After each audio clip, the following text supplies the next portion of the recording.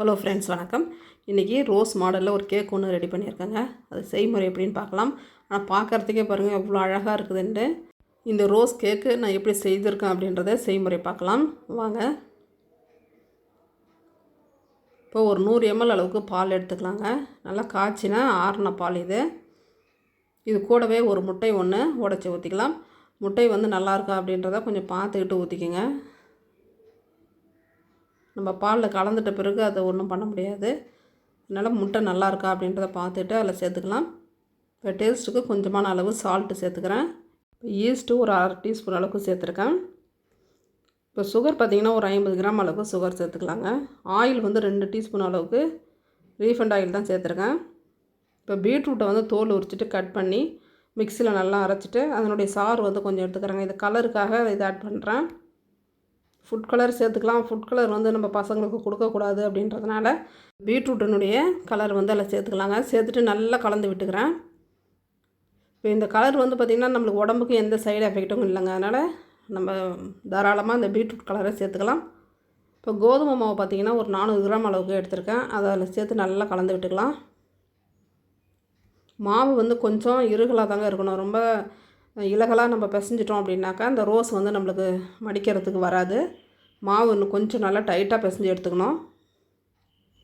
பாருங்கள், இந்த அளவுக்கு இருக்கணும். கொஞ்சமாக ஆயில் சேர்த்து நல்லா கலந்து விட்டு மூடி வச்சிடலாம். ஒரு 10 நிமிஷம் அளவுக்கு நல்லாவே ஊறட்டும். அதுக்குள்ளே உள்ளே வைக்கக்கூடிய நம்ம பூர்ணம் ரெடி பண்ணிக்கலாம். இப்போ தேங்காய் வந்து ஒரு தேங்காய் உடச்சி திருகி எடுத்து வச்சுருக்கேன். அதை சேர்த்துட்டு நாட்டு சர்க்கரையை நம்மளுக்கு எந்த அளவுக்கு இனிப்பு தேவையோ அந்தளவுக்கு சேர்த்துக்கலாங்க. கூடவே நெய் வந்து 2 ஸ்பூன் ஊற்றி நல்லா கலந்து விட்டு எடுத்துக்கலாம். இப்போ இந்த பொருள் நம்ம 2 நாளைக்கு கூட வச்சுருந்து சாப்பிட்லாங்க. அதனால் தேங்காய் வந்து நல்லா வதக்கி எடுத்துக்கலாம். இப்போ இதில் நட்ஸுகளும் சேர்த்துக்கலாம். முந்திரி, பாதாம் அதெல்லாம் இருந்தால் கூட கொஞ்சம் சேர்த்துக்கலாம். நான் அது எதுவும் சேர்க்கலை. தேங்காயும் நாட்டு சர்க்கரை நெய் மட்டும் சேர்த்துருக்கேங்க. அதுவே டேஸ்ட் ரொம்பவே நல்லா இருந்தது. இப்போ மாவு நம்ம பிசைஞ்சு வச்சு தான் நல்லா திரட்டி எடுத்துக்கலாங்க. இந்த மாதிரி சின்ன கிண்ணத்தில் நம்ம ரவுண்ட் பண்ணி அப்படியே எடுத்துக்கலாம் சின்ன சின்னதாக. இப்போ நம்ம வந்து பலகையில் போட்டு கட் பண்ணும்போது ரொம்ப லேட் ஆகுங்க. அதனால் நான் கிச்சன் ஃப்ளோரில் என்ன பண்ணிட்டேன், க்ளீன் பண்ணிவிட்டு மாவை நல்லா திரட்டி சின்ன கிண்ணத்தில் ரவுண்ட் பண்ணி எடுத்துட்டேங்க. எனக்கு ஒரு 10 நிமிஷத்தில் ரெடி பண்ணி எடுத்துக்கிட்டேன். மாவை சின்ன சின்னதாக கட் பண்ணி எடுத்தாச்சு. ஒரு 10லேருந்து 15 நிமிஷத்துக்குள்ளே வேலை முடிஞ்சிடுச்சிங்க. இப்போ தேங்காய் பூரணமும் ரெடி. இப்போ ஒரு பிளேட்டில் நம்ம கட் பண்ணி வச்சுருந்த அந்த கோதுமை மாவை ஒன்று மேலே ஒன்று ஒரு 4 இது எடுத்து வச்சுக்கலாம்.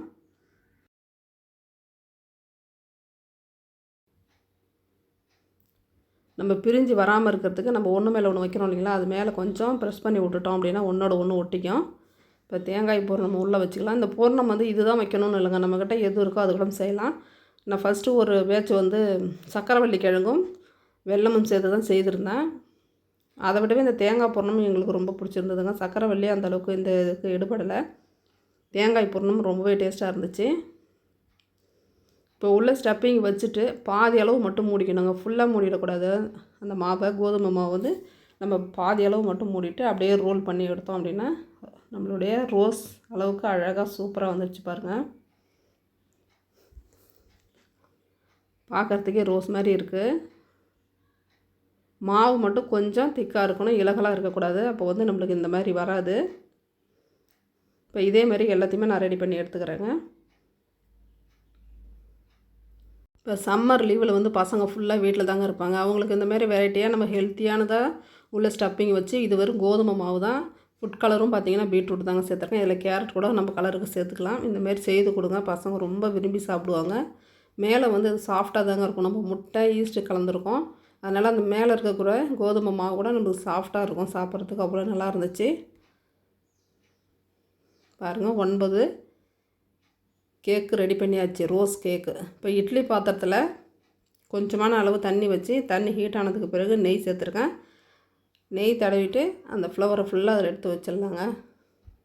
ஒரு 10லேருந்து ஒரு 10 நிமிஷம் போதும். 15 நிமிஷம் கூட தேவையில்ல, 10 நிமிஷம் போதும். நல்லா வெந்துடும். என்ன ஒன்றுங்க, கலர் வந்து பிங்க் கலர் வரவே இல்லை, கோல்டன் கலரில் தான் வந்துச்சு. அது முட்டை கலந்ததுனாலையா என்னன்னு தெரியல, எனக்கு பீட்ரூட் கலர் வரல. வேக வச்சு எடுக்கும்போது பார்க்குறதுக்கு கோல்டன் கலர் தான் இருந்துச்சு. ஆனால் சாப்பிட்றதுக்கு டேஸ்ட்டு ரொம்பவே சூப்பராக இருந்தது. கண்டிப்பாக நீங்கள் ட்ரை பண்ணி பாருங்கள். ரொம்பவே நல்லா வந்துருந்துச்சு. சாப்பிடவும் ரொம்பவே நல்லா இருந்தது. இது வந்து நான் ஒரு யூடியூப் சேனலில் தாங்க பார்த்தேன். உள்ளே வச்சுருக்க ஸ்டஃபிங் ஃபுல்லாகவே நான் ரெடி பண்ணது. இந்த ரோல் வந்து மடிக்கிறது, இந்த ஃப்ளவர் மாதிரி வரது நான் யூடியூப்பில் பார்த்து தான் இதை ரெடி பண்ணியிருந்தேன். இந்த வீடியோ உங்களுக்கு பிடிச்சிருக்குன்னு நினைக்கிறேன். பிடிச்சிருந்தால் லைக் பண்ணி சப்ஸ்கிரைப் பண்ணுங்கள். எப்படி இருந்துச்சு அப்படின்றதையும் கமெண்ட் பண்ணுங்கள். ஒவ்வொரு ஃப்ளவரை எடுத்து கட் பண்ணி சாப்பிட்டு பார்க்கலாம். நம்ம கட் பண்ணுறதுக்கே பாருங்கள் நல்லா சாஃப்டாக இருக்குது. சாப்பிட்றதுக்கும் டேஸ்ட்டு ரொம்பவே நல்லா இருந்துச்சுங்க. கண்டிப்பாக நீங்களும் ட்ரை பண்ணி பாருங்கள். ரொம்பவே உங்களுக்கும் பிடிக்கும். தேங்க்யூ.